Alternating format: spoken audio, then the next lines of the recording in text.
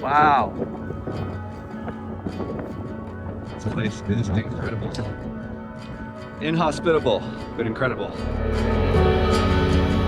Welcome to Time on Feet, the series where I document our travels and adventures. And in the last episode, I showed you highlights from the 3 weeks that we spent in Colorado. And after just a week back at home, we packed our bags once again for 2 months of travel in Europe. Starting with a week in Iceland, where we were hiking and camping while hosting a group trip in partnership with Trovatrip.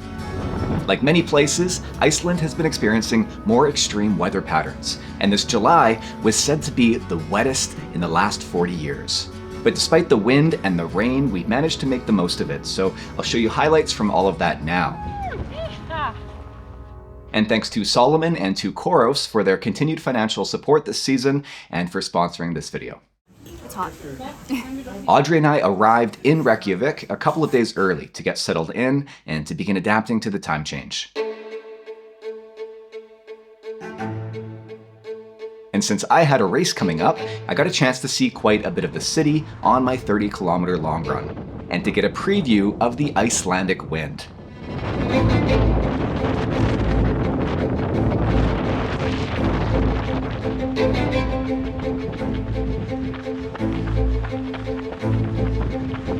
In addition to the turn-by-turn navigation built into my Koros Vertix 2S here, I've begun making heavy use of the Live View feature, which shows a recording of your run so far, along with a route if you have one loaded, over a map, which is really handy, especially when running in a new place.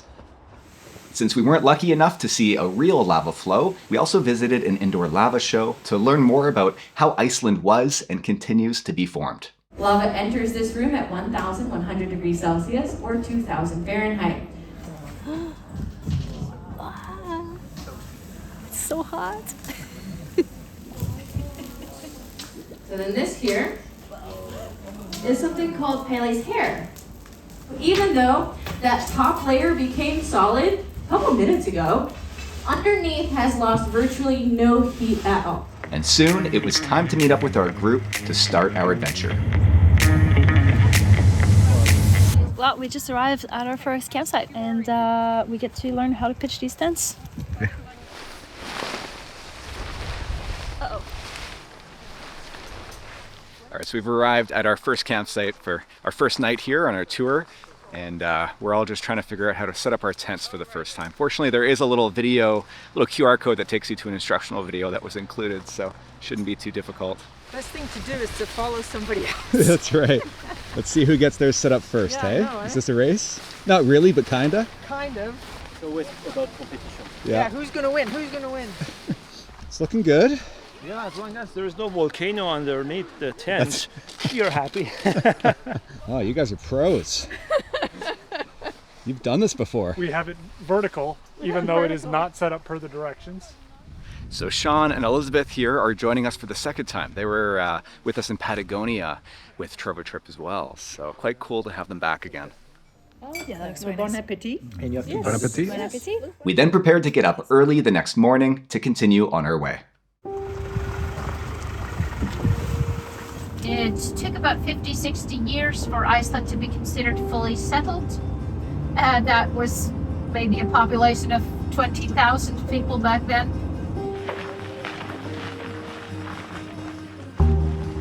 So we are at the site of a volcanic rift where the Eurasian and the North American tectonic plates meet. And it's said to actually be the only place on Earth, on dry land anyway, where these two plates actually meet.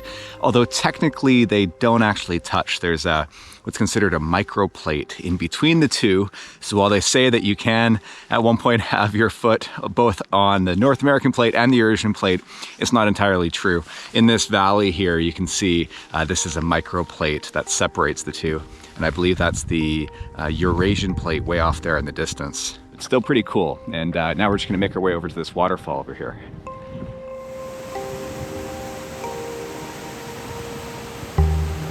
We had 2 more stops planned for the day, including Iceland's most famous waterfall.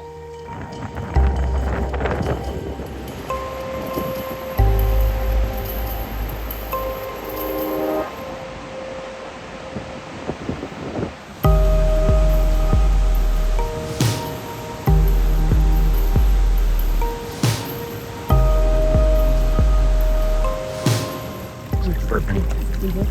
Yeah. It's trying so hard.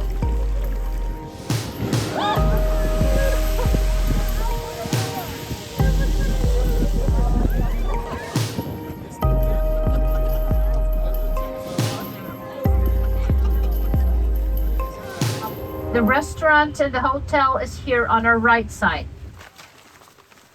We're so lucky it stopped raining. Yeah. Quick, set up the tents. So we've arrived at our campsite for our second night.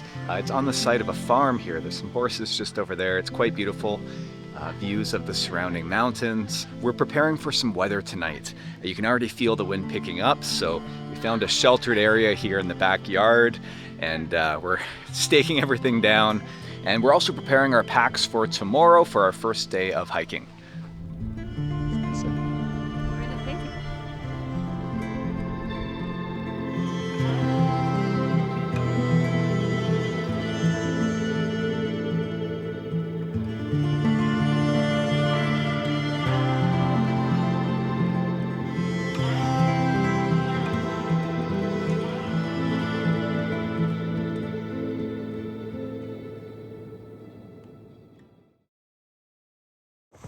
The next morning, we transferred to a much larger bus for reasons that would soon become very clear.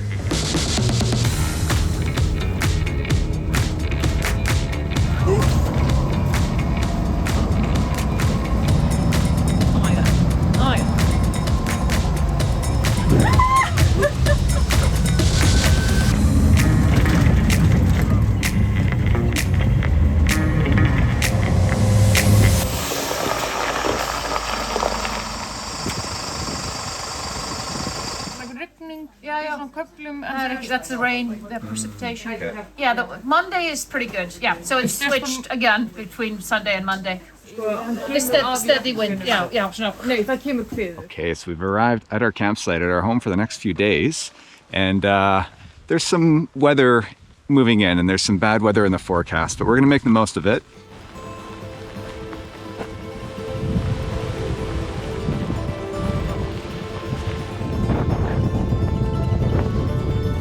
Oh! Oh, wow. Yeah.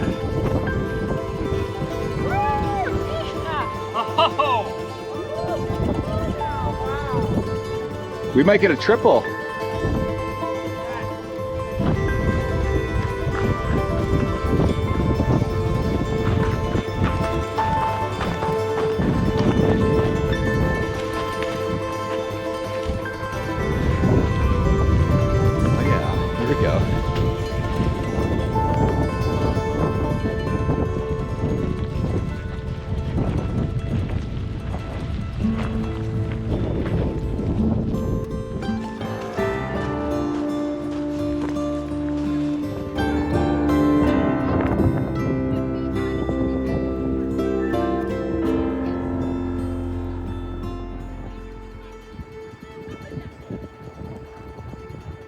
Our drying station with Sean and Elizabeth.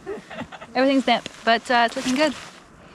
Making good progress on dry socks. Oh, good. So we're back from our hike, and we got a break in the weather actually. We got some sun, so we're able to dry out some of our clothing and get our tent set up. And now we're just starting to prepare dinner. It's close to 5 o'clock. We're gonna have an earlier dinner tonight before the next weather system moves in. We're gonna take advantage of this weather here, and we're gonna do some barbecuing. I also had time to squeeze in a short run, joined by Sean, who was also training for an upcoming race.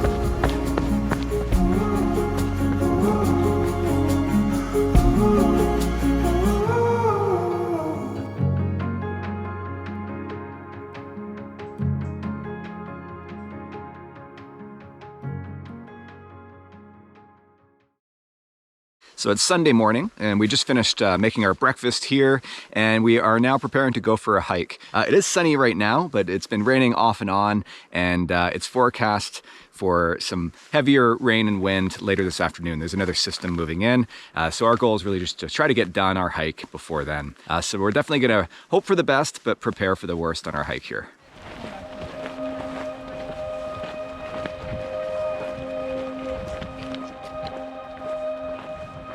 Okay, here we go. Now we climb. Some super cool rock formations up there. This is all volcanic. And I suspect those caves are mostly water erosion seeping through the rock and then weakening the rock layers. And then you get these huge boulders that drop out that we're seeing at the bottom.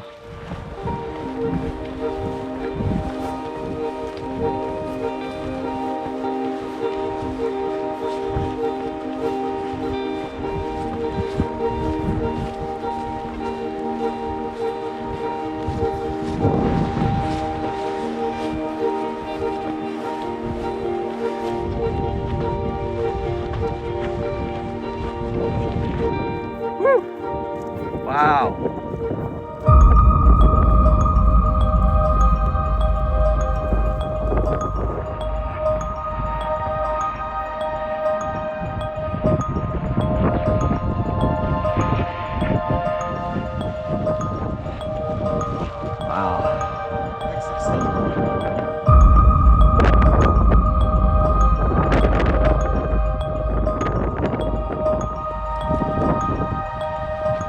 Another rainbow.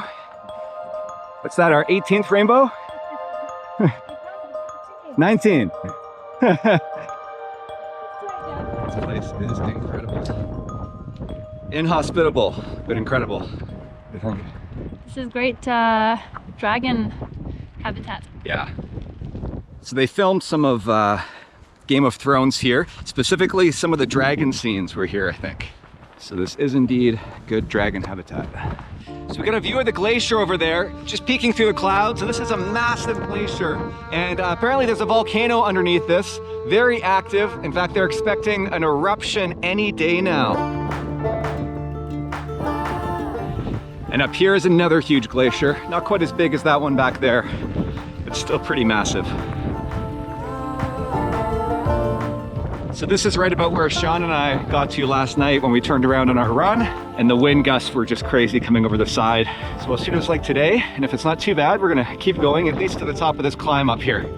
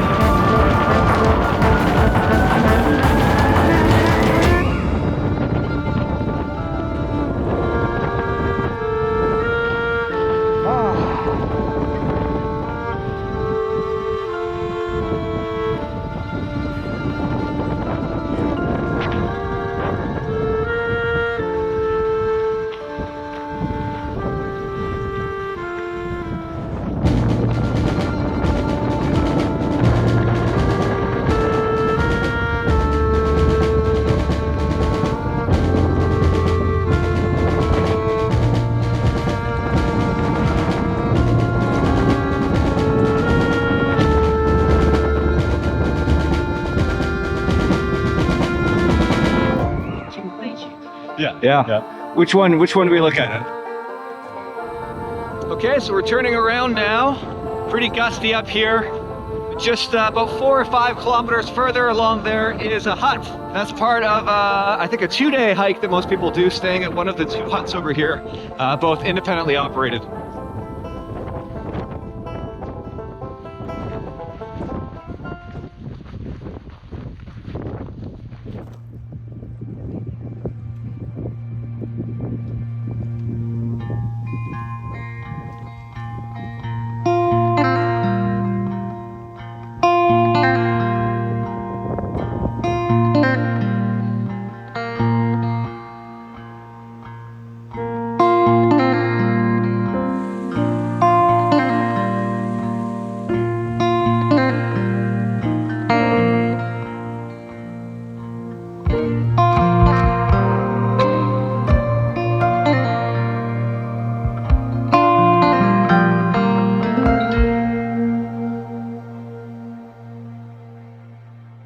A group of us then went out for a run along the trail that we'd seen in the canyon below during our hike.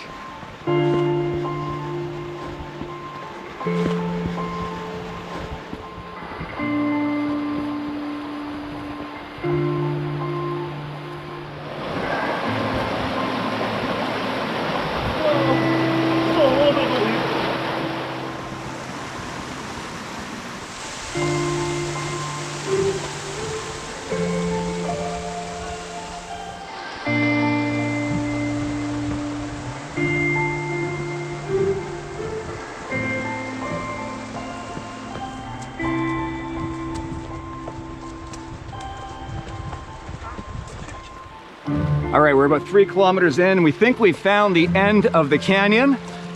On Gaia, it looks like this is where it turns pretty sharply upward.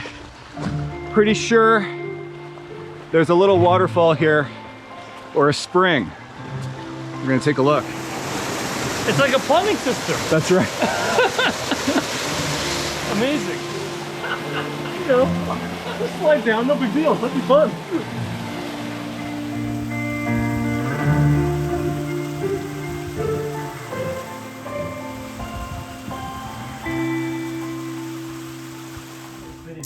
Alors, le cépage de ce soir est un Rioja.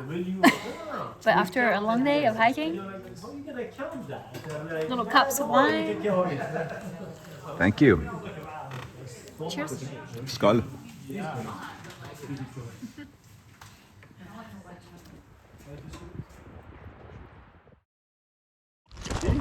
Oh no, you don't. Hey, shorts. It's a good weather day. That's optimistic.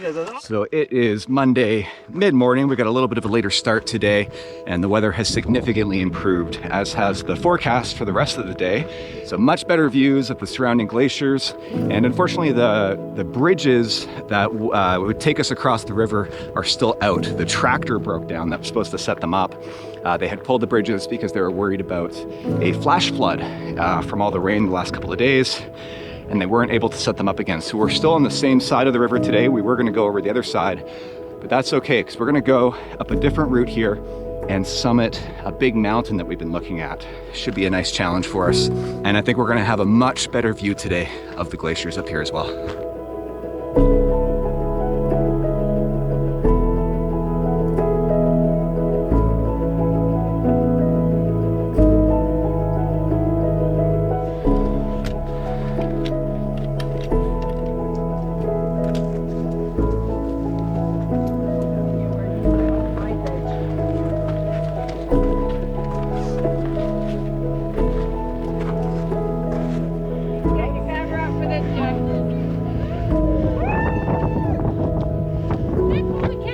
Yeah.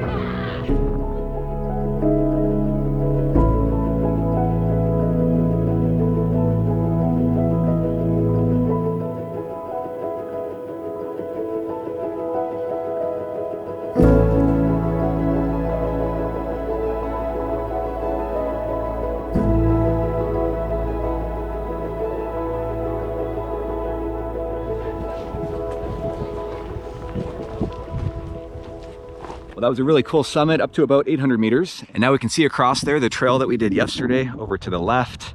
And then to our right here, the trail we're gonna drop down and climb back up towards the glacier.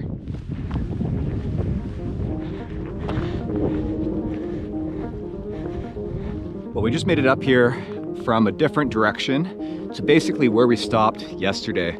And it's like night and day. There's absolutely no wind today. And so we're gonna continue. We're gonna do an out and back towards where the huts are on this trail. So up this slope, at least up to that viewpoint up there, so that we can hopefully see the 2 mountains that were formed recently in an eruption back in 2010.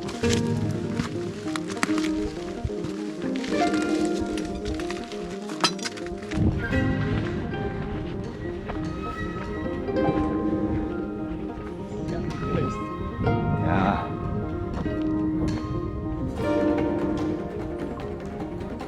Amazing. That's really amazing. Look, fresh lava. Yeah, that's gotta be new, hey? This is so cool. And they just put the trail right through it. Okay, so we made it, and this here is a lava field from the eruption back in 2010. You can tell it just hasn't had time to weather down. Totally distinct from everything we've seen here in Iceland. And then these two summits over here, these smaller peaks, are brand new mountains. These were both created in 2010. So unlike some places we visit where the mountains were made, 100 million years ago and shaped over time, these are brand new. So you can just see the difference here in the lava between the old and new. They say lava takes a good 10 years before it's safe to walk on. It's been, of course, about 14 years now. And so they've built a trail through here. But until then, what you have to be careful of is the surface can cool, but there can still be lava tubes and warmer lava underneath. So it's possible to post hole into it, which obviously would be a bad thing. See, the moss is just starting. Yeah, little lichen. It's really cool. I feel like we're on the moon. I really do. You can see why they did some of their lunar landing practicing their training here in Iceland.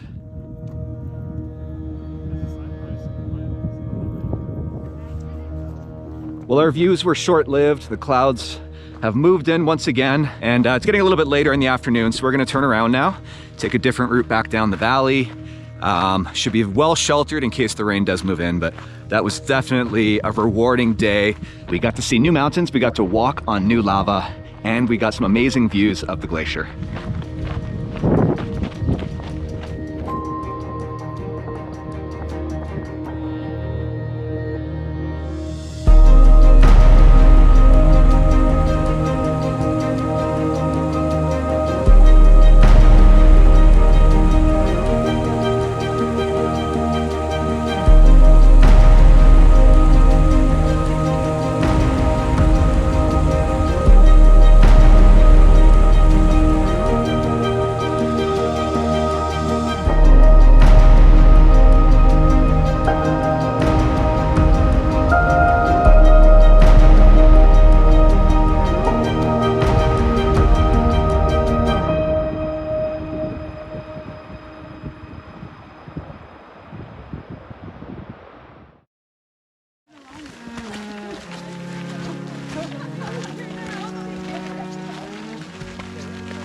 So it's our last day in the park, and really just a half day. Our bus arrives at 3 o'clock to take us back. And so we're just gonna go for a few hours here, a shorter one, but probably a challenging little climb up here. There's some steep switchbacks, a few hundred meters up to this mountain right up here. We've passed by this now twice in both directions, and today we're finally gonna climb it.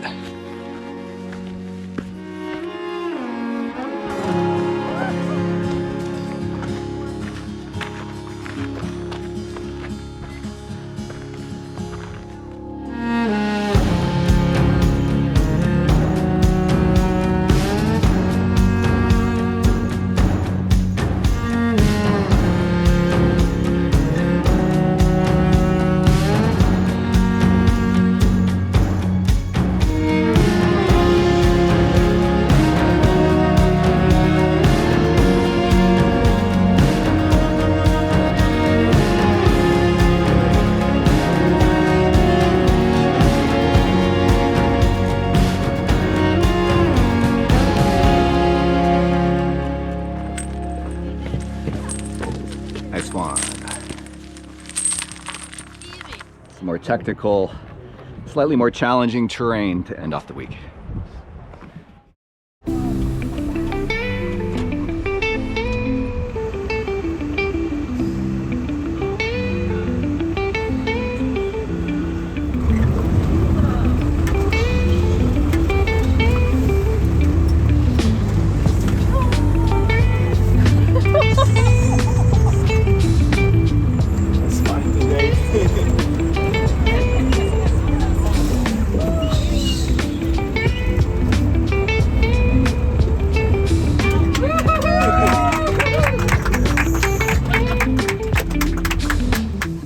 So Iceland proved to be quite an adventure, and for us it was definitely just the start.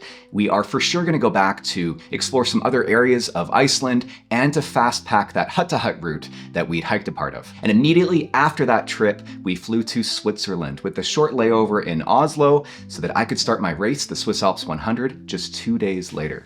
And since then, I've basically just been laying low here in Annecy, France, while Audrey fast-packed the Tour de Mont Blanc with a group of women over 6 days. But we will tell you all about that in the next episode of the series, so be sure to subscribe and to sign up for my newsletter as well if you haven't already. And by the way, we recently launched a Discord community, and this is exclusively for our supporting channel members as a way for you all to connect and for us to answer your questions and engage in more in-depth conversations around everything from training and racing to fast packing and travel. You can become a supporting channel member by clicking the join button from within a web browser.